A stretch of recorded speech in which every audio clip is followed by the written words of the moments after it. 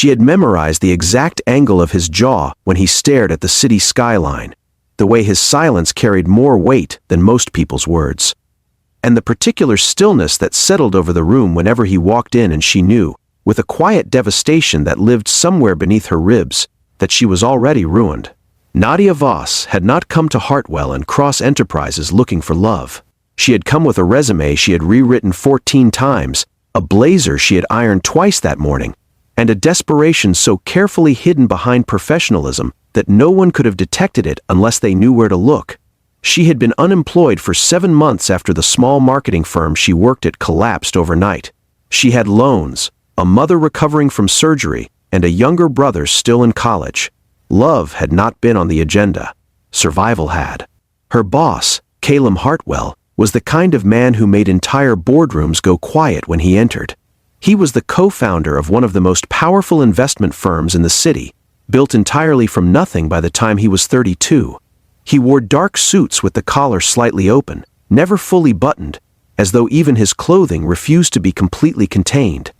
He spoke in measured, deliberate sentences and had a habit of standing at the floor-to-ceiling windows of his corner office, looking down at the city. You're watching Wake Up Files, where every story carries a message of hope, kindness, and unexpected miracles.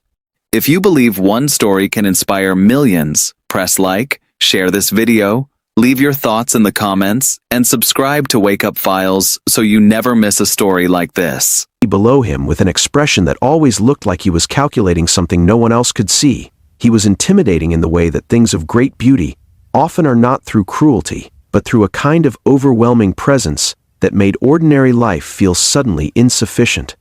Nadia had been hired as his executive assistant, stepping into a role that had seen 4 people quit within 18 months. She learned quickly why. Caelum was demanding, exacting, and allergic to incompetence. He expected perfection not because he was cruel, but because he held himself to the same impossible standard. He arrived before everyone and left after everyone. He never raised his voice, which somehow made his disappointment more cutting than shouting ever could be. The first week, Nadia made 3 small errors and spent 2 nights at her apartment, convinced she would be fired by Friday. She wasn't.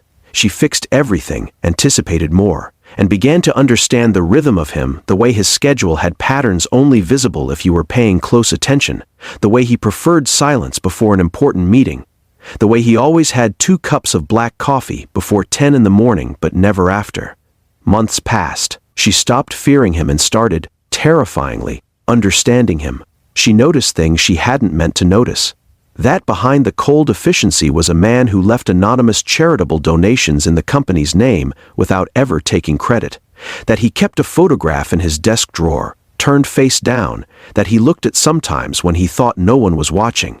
That on the nights he worked the latest, he would eventually stop, lean back in his chair, and look at the skyline with something that wasn't ambition, it was longing.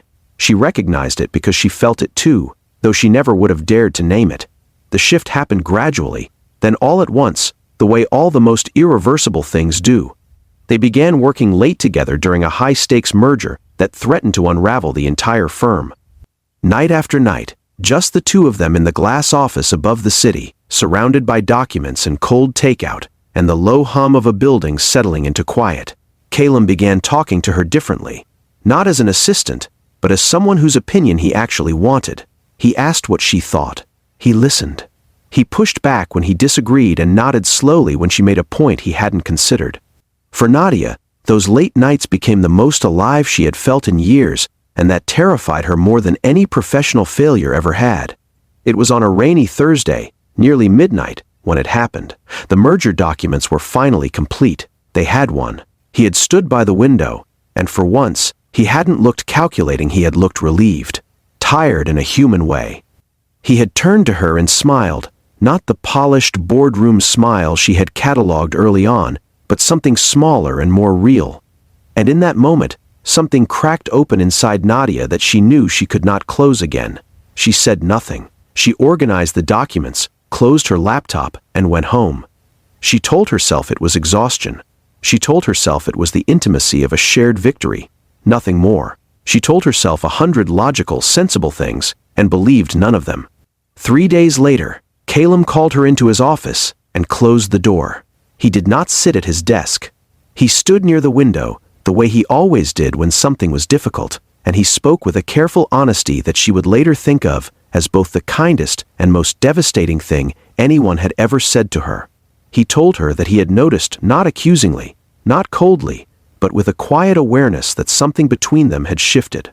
He told her that he was not unaffected by it, and the admission cost him something she could see him consciously giving up. And then he said the words she had not prepared for. He said that she should not fall in love with him. He said it gently, almost regretfully. He told her that he was not someone who could offer what she deserved, that there were parts of him that were still too fractured, too consumed by a past she didn't know, to be capable of the kind of love that wouldn't end up damaging someone good.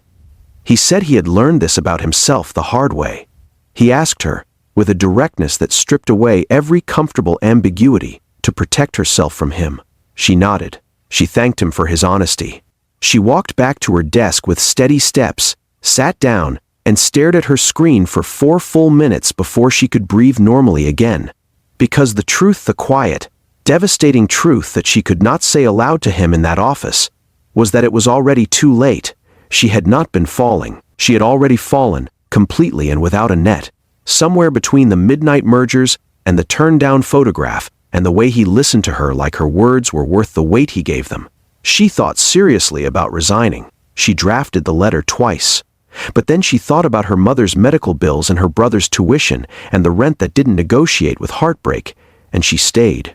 She stayed and she did her job and she was professional and composed in every way that mattered, and she quietly, privately, began the slow and grueling work of trying to unlove someone while sitting 10 feet away from them every single day. What she did not anticipate, what she could not have planned for, was that Caelum was doing something she couldn't see. He was reading. He was thinking. He was looking at that face-down photograph in his drawer and finally, for the first time in years, allowing himself to feel something other than the guilt and grief that had lit inside him since he lost someone he loved to his own emotional unavailability years before. He was asking himself, in the silence of late evenings alone, whether the answer to being broken was to stay broken, or whether it was something harder and more frightening, whether it meant choosing, consciously, to try. 6 weeks after that conversation in his office, he came to her desk near the end of a Friday. The floor had emptied. The city outside was beginning to turn gold. He set down a single piece of paper in front of her, a printout of a small cafe nearby, with a time written by hand at the bottom. He said nothing dramatic. He said only that he thought he owed her the other half of that conversation, the half he hadn't been brave enough to say. He said he couldn't promise he was whole. He said he wasn't sure he knew how to do this. He said that the one thing he did know, with more certainty than he'd felt about anything in a long time, was that the idea of her protecting herself from him had begun to feel like the greatest loss he'd never had. Nadia looked at the paper for a long moment. She looked up at him, at the open collar, the careful eyes, the man who had told her not to fall and had quietly, without meaning to, fallen himself. And she thought about all the reasons to say no, the complexity, the risk, the emotional history she still didn't fully know. The way love in office buildings rarely survive the fluorescent lights of reality. She thought about all of it, and then she picked up the paper, folded it once, and placed it in her pocket. She told him she would be there. Sometimes the most profound love stories don't begin with grand gestures or cinematic declarations.